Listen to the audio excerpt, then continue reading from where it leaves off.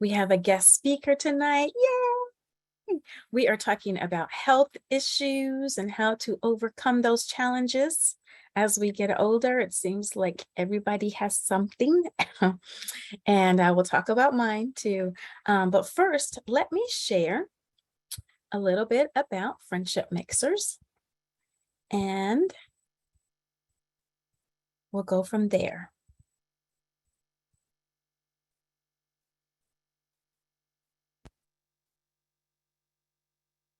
Hello, ladies. I'm Kiki Strickland, the founder of Friendship Mixers.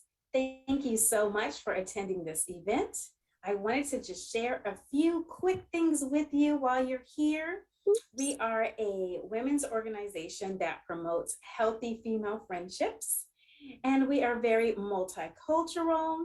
We're in several cities, including these: New York City, Charlotte, Washington, D.C., Baltimore, Maryland, Northern Virginia, Atlanta, Philadelphia, and Boston, soon to be in the following cities: Miami and Fort Lauderdale, Raleigh, Durham, Houston and Dallas, Chicago. We will eventually be on the West Coast, and also London and South Africa. We have several tribes, including these here that you can see. We're looking for leaders of some of these tribes. Please check out our website at friendshipmixers.com to get more involved with us. We would like for you to become a member if you like our group, if you feel comfortable here, and if you feel like we're a fit for you, then please consider becoming an official member and joining us on our private members only platform. So looking forward to having you join us and enjoy the rest of the event. Okay, so that is a little bit about us. This meeting tonight will be a part of our Overcoming Health Challenges tribe. Our tribes are just smaller groups within our larger women's organization. So we have quite a few there. We even have divorce care and a single ladies tribe, and pretty much any tribe you can think of, wine lovers, Bible study. We have a lot. So thank you for joining us if this is your first time. What we like to do now is do introductions so we can see who's in the room. Because this topic is on health, if you feel comfortable, we would like you to also even share maybe something that you're dealing with, or something health-wise that you would like to improve this year. And I'll start. I'm Kiki Strickland, the founder of Friendship Mixers, which I started during the pandemic because I was feeling quite lonely. I felt like I needed more connections with other women. So I created this group. We now have 100 members from different cities along the East Coast, mainly, as you noted in the video. And I am in the Washington, D.C. area, the DMV, D.C., Virginia, Maryland, specifically Maryland. I'm over by the National Harbor, MGM. And one of the challenges that I have had as far as my health has been fibroids. So I did have a large one removed last year. I was out of work for 4 weeks. And that wasn't my first surgery for fibroids. In 2013, when I got married, I also had 3 fibroids removed back then. So they do come back. So that was last September. And then this year, when I had my ultrasound, they said you still have 3 tiny fibroids, but they're already calcified. So they told me that means you really don't have to worry about them. They're probably not going to grow. And I hope that that's accurate, but we'll see. So that's my health challenge right now. I feel like I'm pretty healthy otherwise. I just turned 50 this past summer. So now that I'm in my 50s, I'm going to be monitoring everything pretty closely. All right, Latasha, can we hear from you?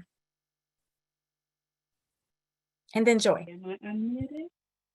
All right. Hello, everybody. I am Latasha Cullens. I am from the Charlotte area, so North Carolina. Um, let's see.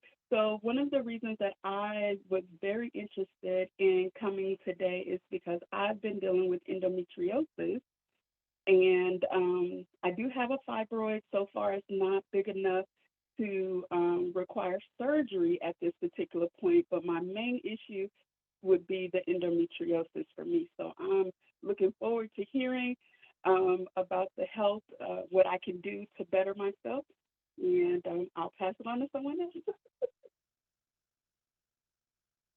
Thank you. Hey, Joy. Good to see you. Joy is our Atlanta chapter director. Hi, everyone. I apologize. I'm not going to be on camera, and I am not actually feeling well. I think I caught a cold from one of my students, and it is kind of, yeah, and it's a season. So I'm already in the bed, bonnet on, under the covers. So I'm drinking tea. Um, and the reason why I came on is because I made some new health and wellness goals for this year. One is to do, last year it was intermittent fasting every day. So I usually did 16 hours fasting and I pushed it to 20. This year it is a 72-hour rolling fast where I'm just drinking water for 72 hours and then having a 4-hour window. And so far it's going well, but it is a challenge. And I think it's more mental than physical because I don't miss not eating because I'm so busy. But it is the whole thing of when I start getting bored and I'm used to doing that emotional eating, I have to fill my time with something else. So, yeah. But hi, everyone. Hope you all having a happy new year. Oh my gosh, I forgot to say Happy New Year to you all. And I want to share something quickly about Joy because I'm still so excited for her. Joy is retiring to Portugal. So later this year, she is no longer going to be living in Atlanta. She's going to be in Lisbon, Portugal. And I cannot wait to go visit her one day. All right. Hey, Andrea. Andrea, how are you? Hey y'all, good evening. Evening. Sorry, I'm doing laundry, I'm doing housework. You're so funny. So in case you missed what we said, so we're sharing just a little bit about us and any health challenge that we feel comfortable sharing. Okay. Hi, I'm Andrea. I'm in Washington, D.C. and health challenges. Breast cancer survivor, stage 2. 5 years. It's been, oh my gosh, I can't believe it's been 5 years since my breast cancer. But yeah, that was a challenge. So I'm in remission and I'm doing well. I'm feeling well. So my goal is I just hope and pray to God that it doesn't come back. So yeah, I've been keeping up with my appointments, trying to watch what I eat, and just trying to stay healthy. Thank you. Awesome. Awesome. We are so happy for you being a survivor. Yes, yes, yes, yes. All right. And ladies, I'm calling on the ladies that are members. That's how we start with the members first. But if any of you, oh, Angela Payton. Hey, Angela. So Angela's a member. So Angela, we are just introducing ourselves and we are sharing about any health challenge that we feel comfortable sharing about, or if you don't want to do that, maybe a health goal for this year that you've set. And Happy New Year, Angela. Hi, Happy New Year. I hope you can hear me. My goal this year is to do some strength training. So I just find after a certain age, that's definitely something that I want to focus on. So yeah, so even going to my doctor, she was like, you need to just kind of squeeze in some not only aerobics but the strength training. So that's my goal, to put that into my regimen. So Awesome. And Angela is also here in the Maryland, DC area. All right, so that looks like all of our members, I think. Do any of you visitors want to introduce yourselves? If so, speak up. Take yourself off mute. Hi guys, my name is Faith, and I recently was diagnosed with diabetes. So my goal is to get my A1C under control and to get rid of this. Oh, I'm in Atlanta. I forgot to say that. And my goal is to get this disease under control that is basically for me a lifestyle and um, not enough activity issue. So thank you for having me. Thank you so much, Faith, for sharing. So you just got that diagnosis recently. Okay, Recently, yes. And so got it. Okay, yeah, I'm working on it. thank you. Thank you so much for sharing. Anyone else want to introduce themselves? And again, we are recording. So if you don't want to be on the video, then don't say anything. I'll go. Hi, everyone. My name is Ayana Young, and I am in the DMV area in Fairfax, Virginia. And I have been dealing with fibroids as well, Kiki, for a number of years. I had surgery, 6 years ago, I think it is. And so now they've decided to come back with a vengeance almost, it seems, unfortunately. So I've been working with my doctor on that. But I know the thing that does help me is to get exercise and improve my my eating habits and those things. And for me, it's just a matter of consistency, and just getting that accountability to myself to say, I'm worth it, and putting in all the things that I know that I need to do. I've read plenty of books, read plenty of seminars, lots of notes, it's just a matter of sitting down and saying, okay, I'm going to do this today. I'm going to drink more water. I'm going to eat more vegetables. I'm going to not eat a lot of sugar, all those things that we know and hear about. And I know when I do those things, I feel good overall. And I know it's also good for my body, and helping to keep the fibroids at bay a little bit, the best that I can.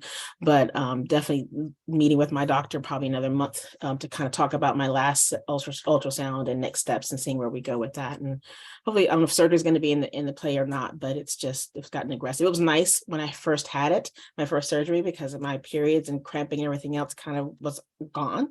It was nice for probably 6 months, and then slowly but surely started creeping right back up to where I am here again today. So it's unfortunate, but I was grateful to have that reprieve. It was like, oh gosh, there is a reprieve. This is what a normal period is supposed to be like. But I'm going to keep the faith, keep pushing, and just kind of going through it, but definitely trying to get myself back on track and being more consistent with the food and getting more exercise. Awesome. Now, none of my doctors ever mentioned anything about food or exercise with my fibroids. In fact, I asked them, why do I have these? And they're like, oh, we don't know the cause of them.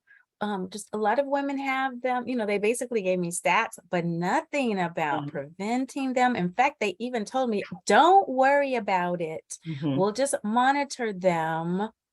And I wanted them out in 13. I said, well, it's not supposed to be there, right? Why are we leaving it there? So they took it out at my insistence. Yeah, I tried to go the natural route because I was actually in California, in San Diego, California at the time.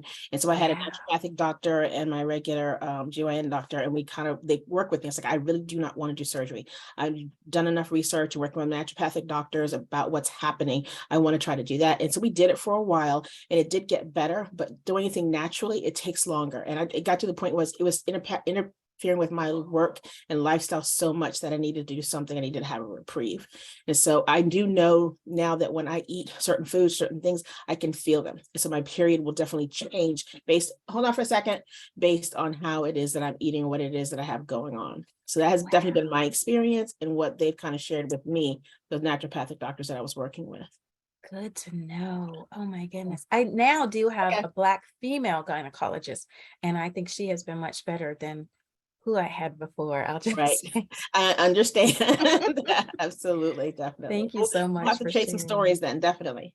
Wow, thank you. Anybody else want to share before we actually hear from our guest speaker? Going once.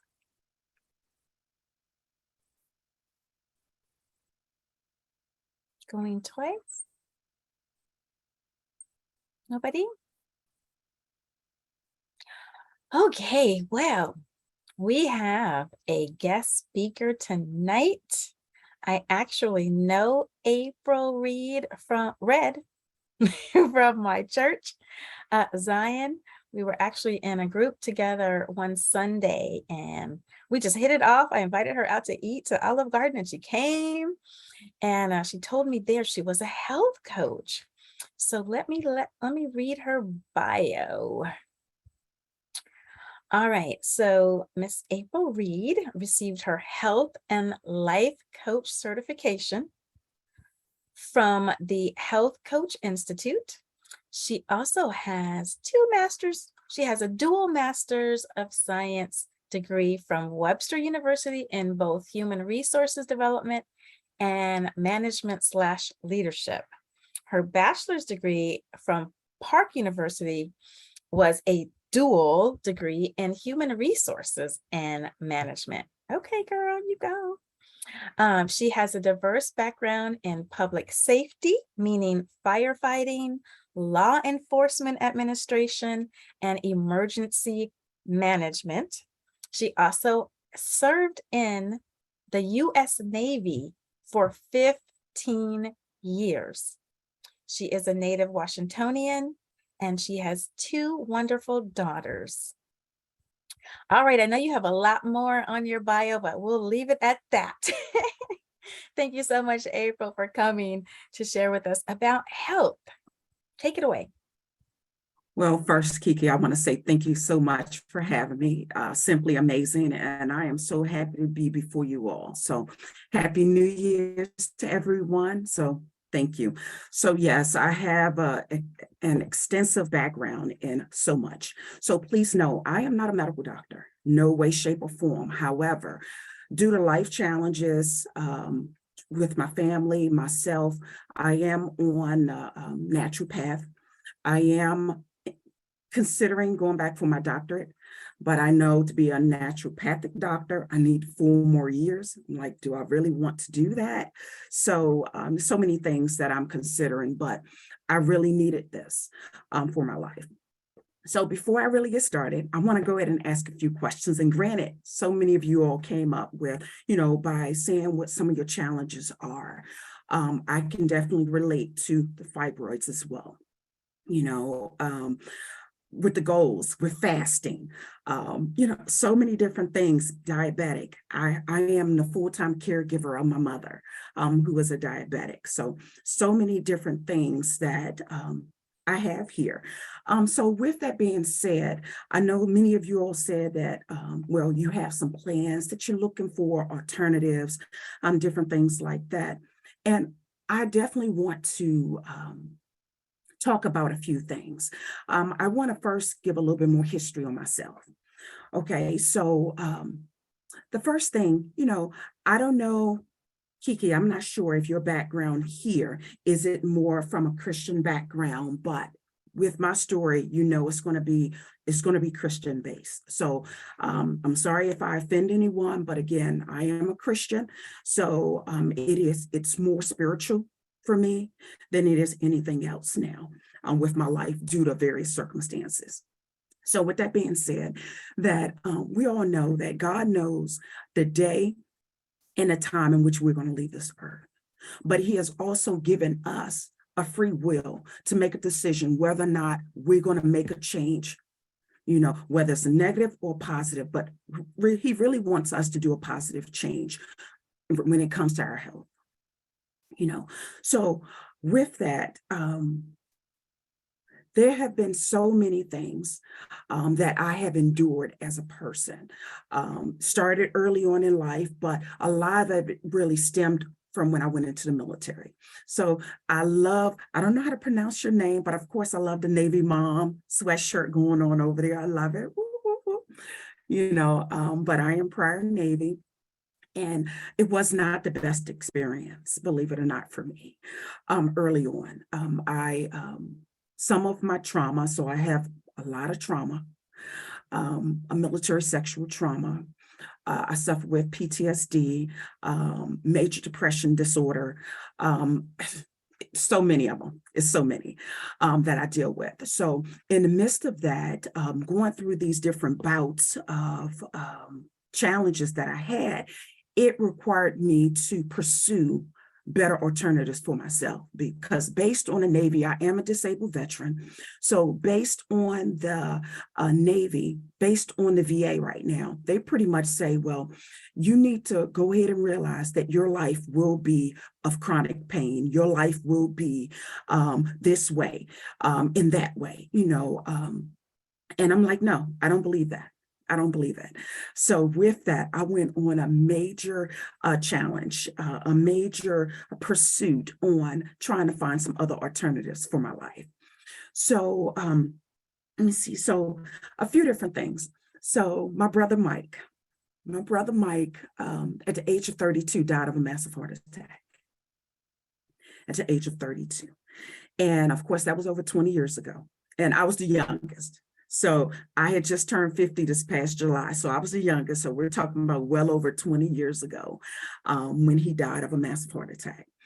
I had a maternal aunt to die of a massive heart attack, a paternal uncle to die of a massive heart attack. So now I know, okay, heart disease running my family.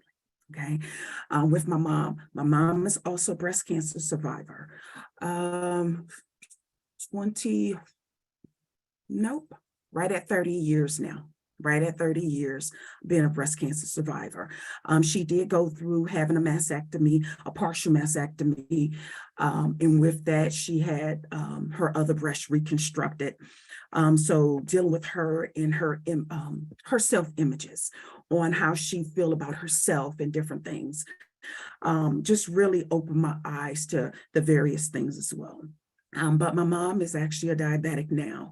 That is one of the things. Prior to moving back to the DMV, I am in Maryland. I'm in the DMV region. So prior to moving back to here, I lived in South Carolina for almost 11 years.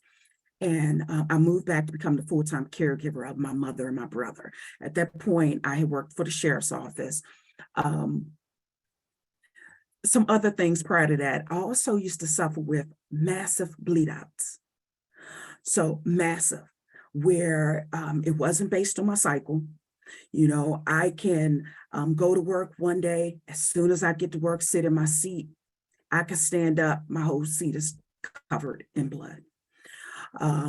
There was a point in time I was in school when I was pursuing my associate's degree, long time ago, so many, many years, well over, I guess, I first started having these issues when I first went into the military. So I went into the military in 1990. So it's when I first started having these episodes. So I went and I had an exam in white pants. When I got up, no white there. Everything was red. So when it comes to embarrassing moments, no, I don't know what those are because I've been through a lot. So with that, it's just, and I just went on and walked on and went on about my business. Realized that I did have fibroids at that point in time. Later ended up, they thought I had adenomyosis. So I went through, had the metrial ablation, where they went through, scraped the lining of my walls to thin it out because just the bleeding was just so massive. And it was extremely challenging and debilitating at that point in time. So because I told the doctors, I say, look, I need for you all to do something because I had my first child. I have two babies. My oldest baby is 30. So I had, my first child was born all natural, no epidural, no nothing. When the pain is so debilitating, so crippling to move, when it's worse than me having a child, oh no, we need to do something. And that's what it was. It was just so debilitating. So later, when they thought it was adenomyosis, it ended up coming back where my cycles wasn't difficult anymore, but the cramping, the intense cramping was just unbearable. Would have to take time off from work, in which they couldn't explain. And now the laws have changed so much in areas to where they have recognized that many people deal with endometriosis and different things like that. And they are allowing it falls under the Family Medical, I don't remember the proper term, the Family Medical Leave Act. So you can get some time off when it comes to that. So it's so many different things. But later to find out, so I actually ended up having endometriosis is what I ended up having, but they couldn't find it out until after I went in for surgery. So the first time I had surgery was in 2010. I had surgery. So at that point, it was a turquoise color that was all around my cervix. So they was like, okay, so it was endometriosis that I ended up having. And they thought that was it, it was like, okay. And on top of that, I actually flatlined on the table. So again, when I say I have lived through some stuff, yeah, I have. So I flatlined on the table, turned around. Later, I ended up, I had to have surgery again for endometriosis. So for that first surgery, they went in, they had removed my left ovary and my uterus. At that point in time, they really didn't want to take me into full-blown menopause. I guess I was maybe right at 38 at that point in time when that happened. They did not want me to go through full menopause. So during the pandemic, a number of things happened. So I'm sorry, I know we're limited on time too, so I'm hopping around. Okay, so right at the height of the pandemic, at the very start of it, well, I was an avid walker.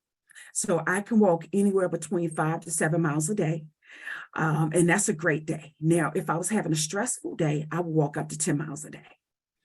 Okay, so I went from walking like that to barely being able to walk 100 steps. And so at that point, excruciating pain, lower edema, massive swelling from my thighs down, but really bad around my ankles. They labeled it, they didn't know how to label it. It was a number of things. So they ended up noticing that I had a venous insufficiency. That's with a blockage in your vein that doesn't allow the blood to flow back up. That's just a small thing that I have. Okay. So I went through from September of 2020 up until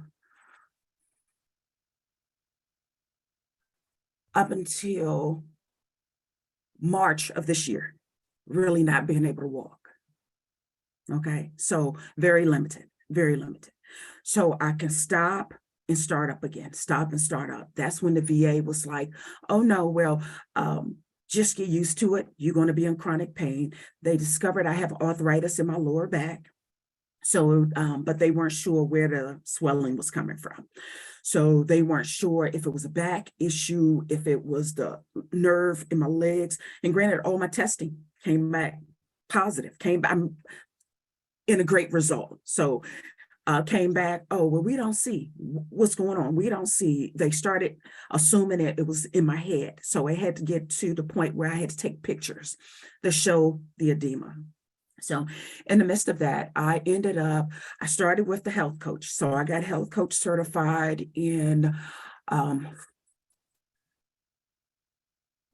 21.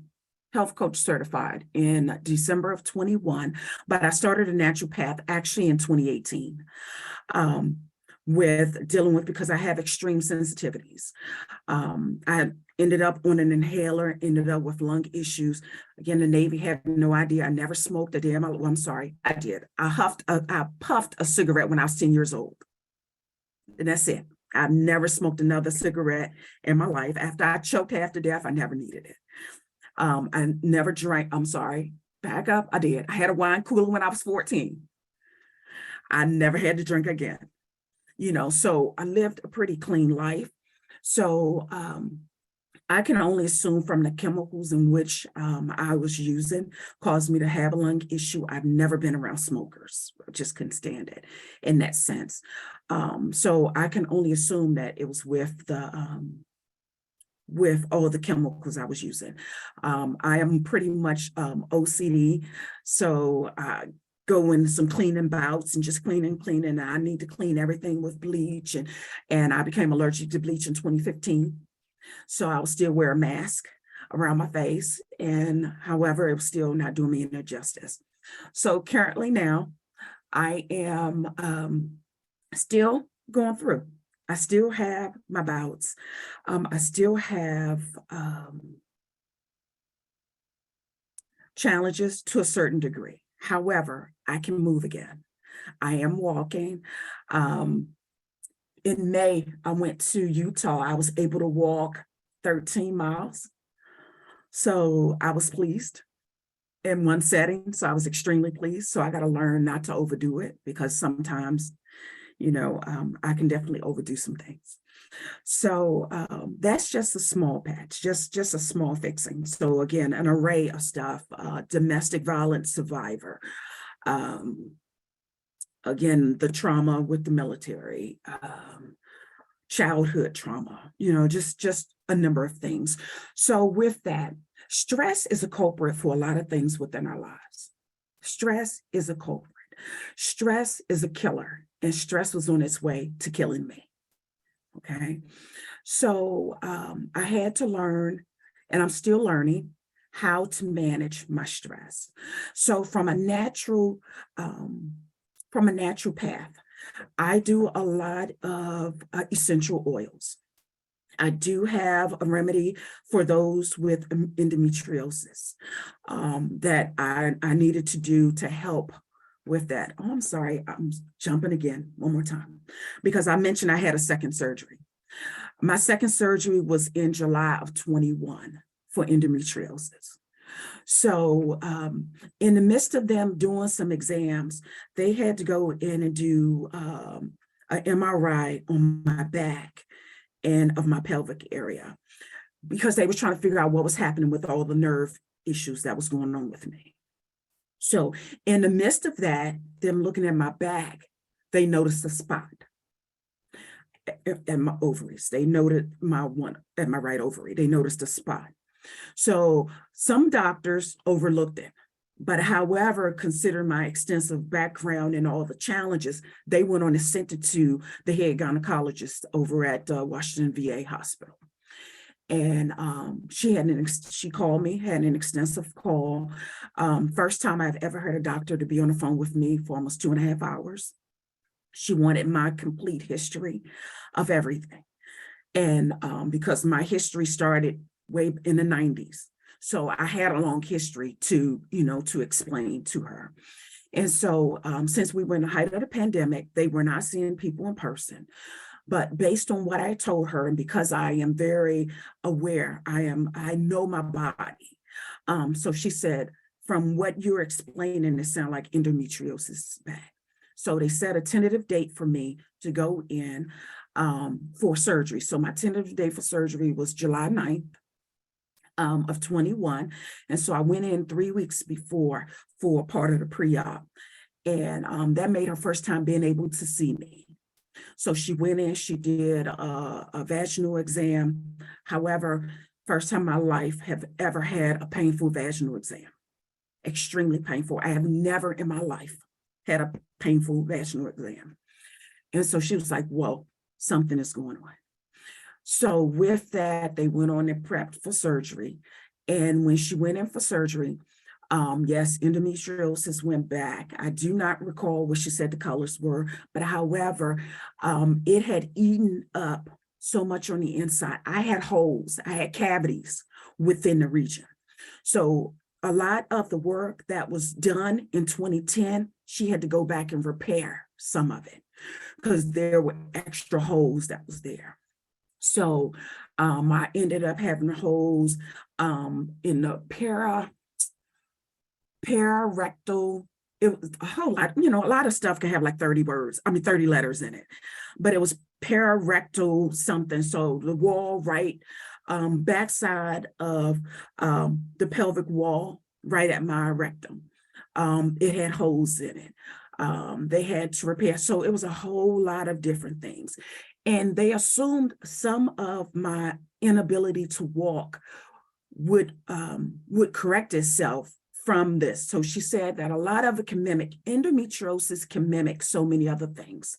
So they assumed that the endometriosis is what was causing me to lose the ability to walk, part of it, okay, due to whatever pressures, but it was not.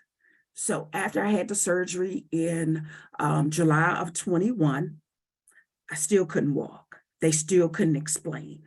I had a total of 4 follow-ups after that procedure. My body did not heal. It slowly had taken its time to heal. I have always been classified as a slow healer, but this just really just topped it off. And for the doctor, she didn't know what to say. Because she was like, again, like I said, that they really thought it was in my head, and I was like, no, it's not.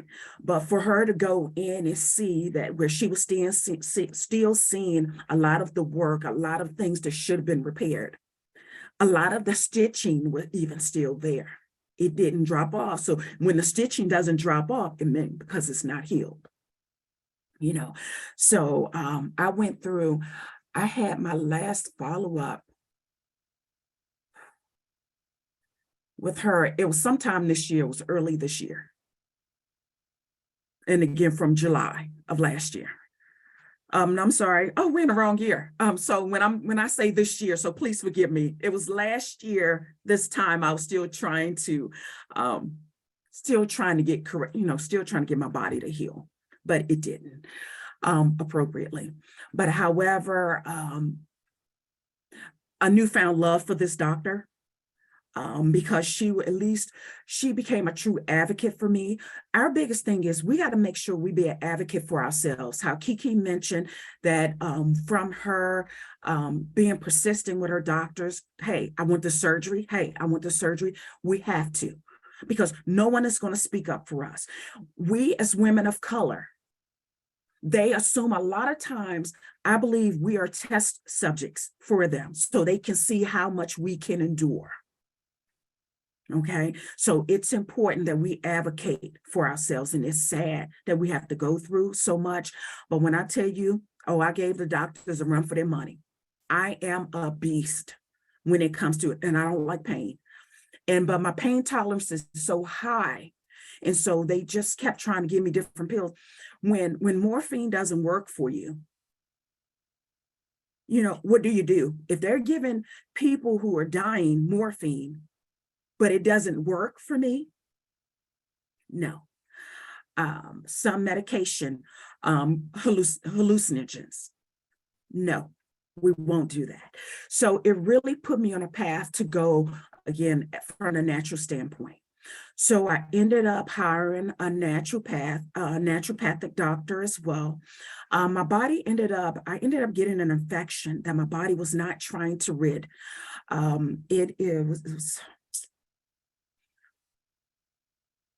I cannot think of the name right now, and it's just because, I'm gonna draw a blank because I'm trying to talk about it. But I ended up getting an infection, and the medication that the VA had put me on was making me sicker. So they didn't like it. So I stopped. Taking the medication. So they really didn't desire that. They wanted me into the doctor. They called me into the doctor for them not to see people in person. All of a sudden I became in person. I was getting appointments every week while I was having the surgery, and before the surgery, I couldn't get an appointment, but I started getting appointments every week. So I said, yeah, okay. I stopped taking the medication and I hired a naturopath. The naturopath, it can be an expensive route because a lot of them do not accept insurance, but I was going to ask you, where did you find the natural person? He is actually, and I'm getting ready to start back up with him again. So he's right here in Alexandria. I can end up sending the information, but Dr. Sean Woods is his name. And it's SEAN, Sean. So Dr. Sean Woods, him and his wife has a practice together. I've never seen her, but he was able to help me to rid, H. pylori.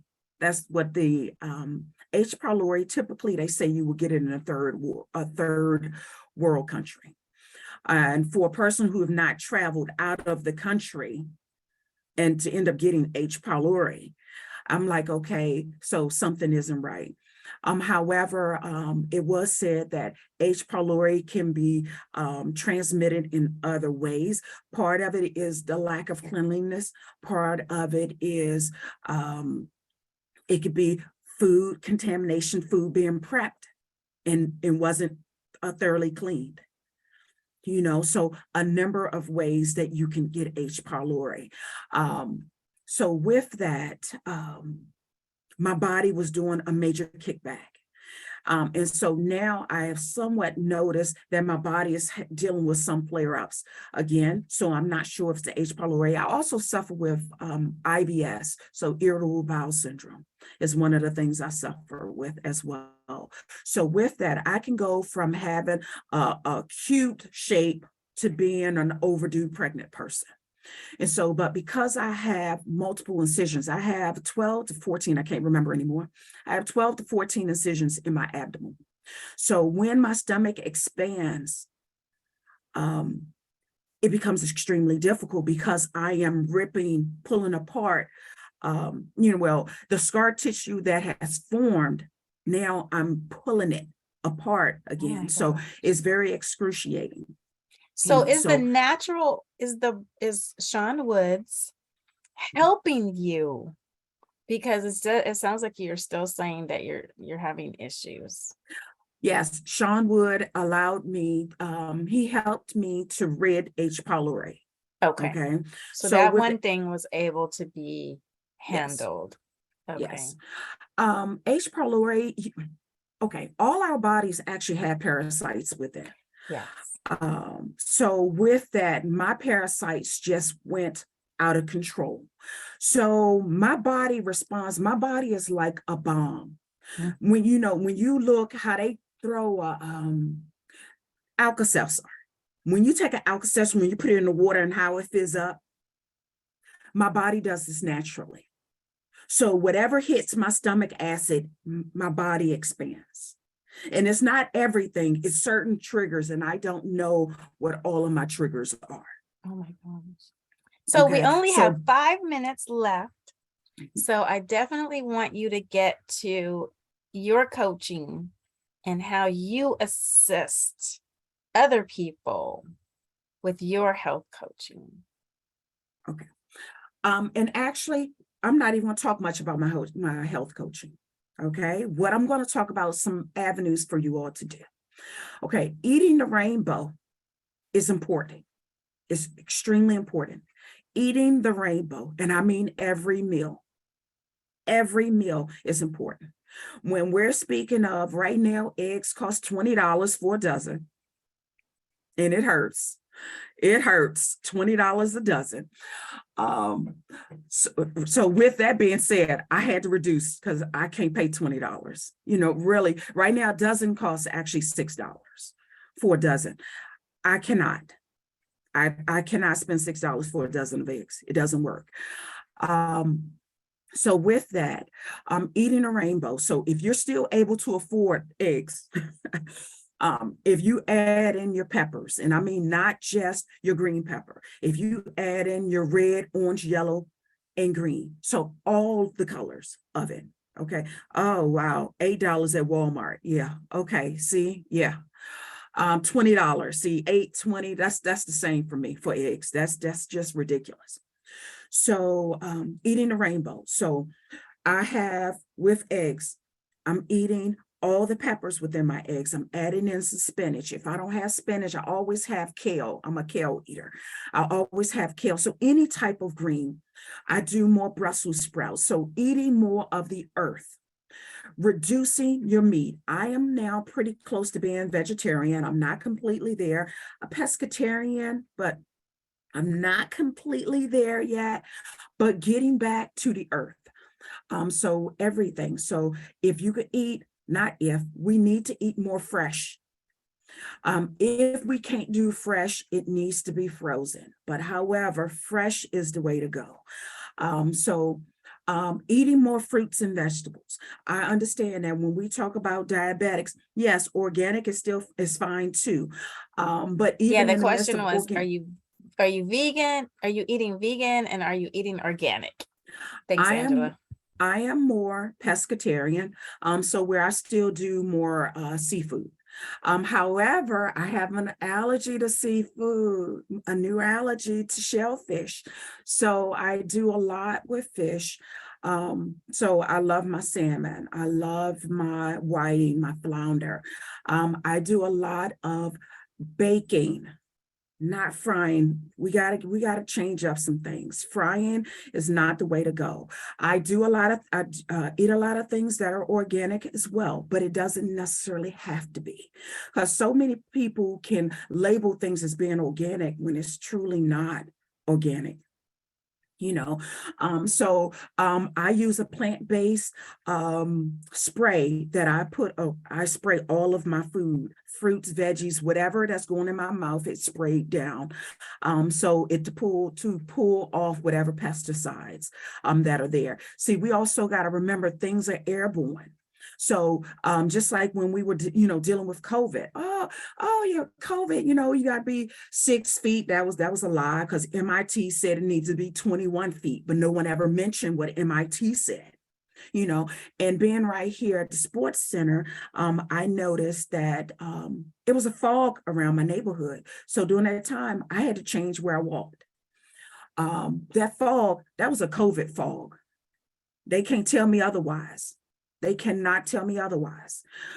So let me interrupt you there. I'm so sorry. Usually what we do around this time is break up into our one-on-ones where each person can talk to one other lady here for about 5 minutes. So we won't do that since we're almost out of time, but I do want to open it up to see if the ladies have direct questions. Is that okay if we take some questions from them now? Absolutely. All right, ladies, what do you want to ask her? You can come off mute. Oh, I just wanted to ask a question. I put it in the chat, but I wanted to know, how long have you been, doing the change in your diet, and when did you start seeing results? I have always been a clean eater. When I say always, most of my adult life.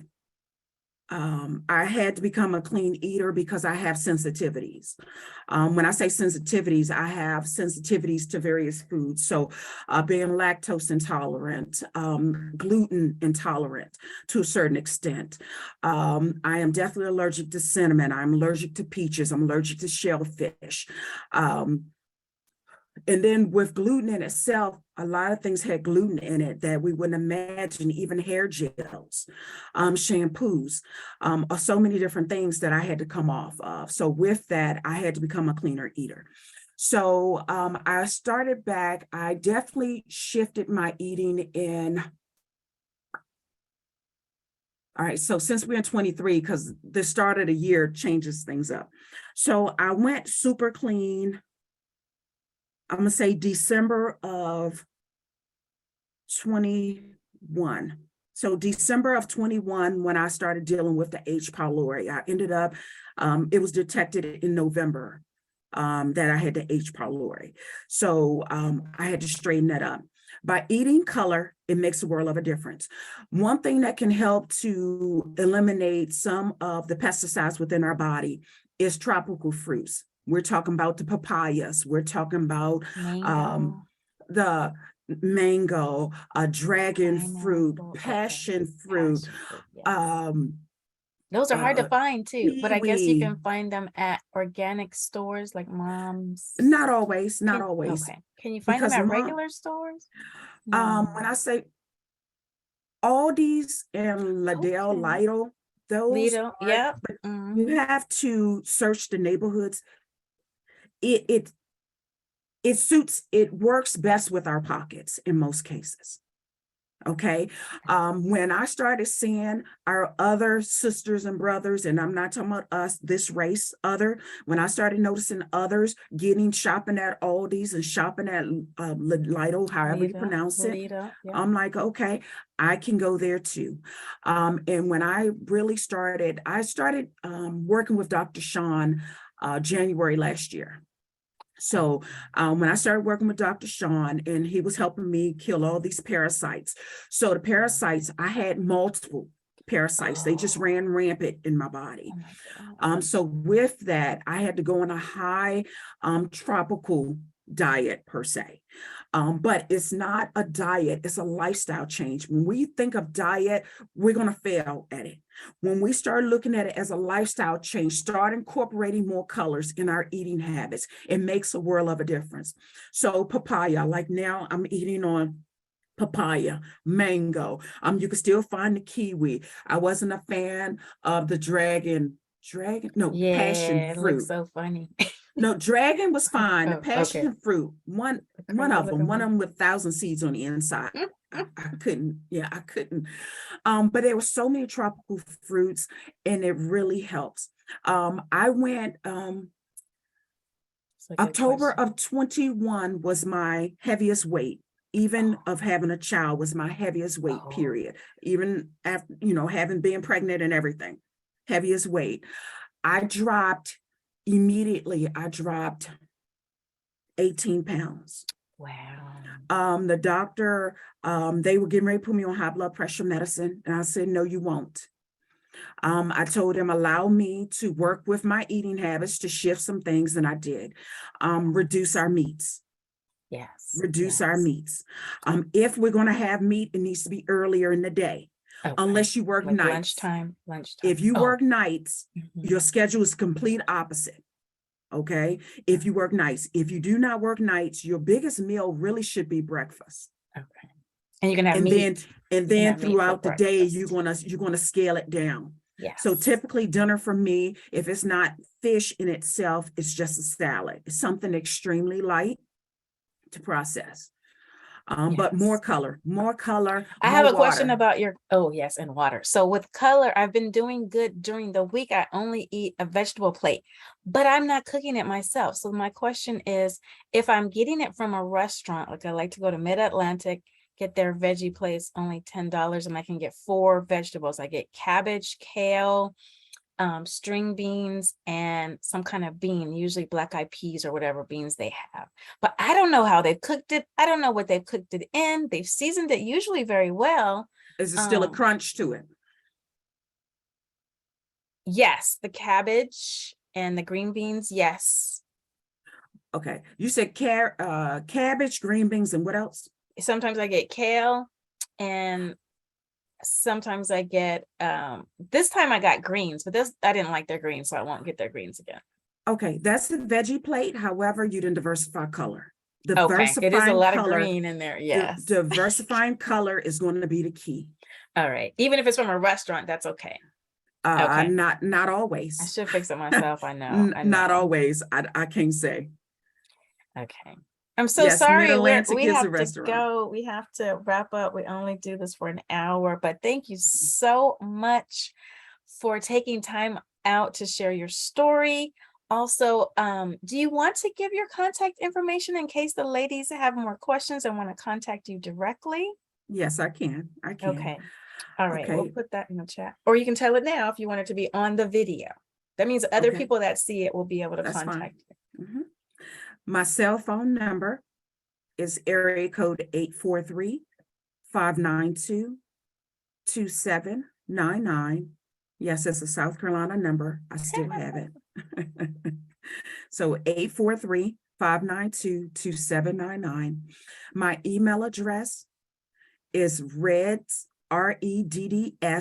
consulting @gmail.com.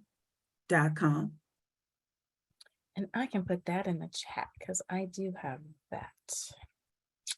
Okay. All right. Okay. So they will be able to contact you that way. I'm putting it in the chat right now for the people that will see it later. Where's the chat? Here it is. Thank you so much. Oh my gosh, there's other waiting room. I'm so sorry. It says waiting room participants. There were other people waiting to get in. I am Oh. so sorry. And I'm sorry I was so long-winded, everyone. Oh, that's okay. And the hour goes by so fast. We will be meeting again in February. We do this once a month, different topic. Usually it's a friendship topic. That's why we're called friendship mixers, because we're all about providing opportunities for ladies to make new friends and also talk about healthy friendships. So for February, we will be talking about friendships with men, because I know some ladies don't have any guy friends, and then I know other ladies that only have guy friends. So let's talk a little bit about that. Again, if you are interested in becoming a member and being on our private platform where we talk all day long, that's friendshipmixers.com. Thank you so much, April Red. Very informative. We're all trying to be healthier. We're all trying to eat better. So we thank you so much for sharing your story. And the ladies will contact you as they desire. All right. Thank you, ladies, for coming. Have a good night. Thank See you you for next having me. month. Happy New Year. Night. Thank you. Bye-bye.